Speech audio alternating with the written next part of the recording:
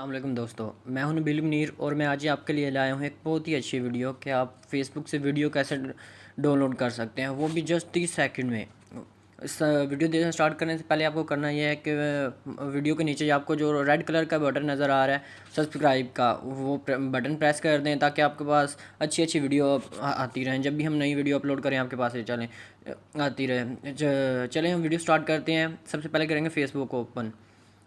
जो भी वीडियो हमने डाउनलोड करनी है उसे इधर देखते हैं, इस वीडियो पे आते हैं। ये देखें बोला रिकॉर्ड्स, नीचे ये देखें। अगर ये वीडियो हमने डाउनलोड करनी है, इसे क्या करेंगे, इधर से हम जो जैसे भी ट्राई कर लें ये डाउनलोड नहीं हो सकती। ऐसे करेंगे क्या, इसे सेंड करेंगे, सेंड एज ए मैसेज। अपने ही नंबर पे सर्च कर लें अपनी आईडी, जैसे एन बील में आईडी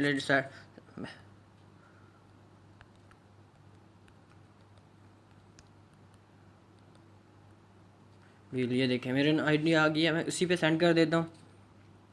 इसके लिए आपको कोई सॉफ्टवेयर डाउनलोड नहीं करना पड़ेगा। आपके मोबाइल में इसके वापस जाते हैं।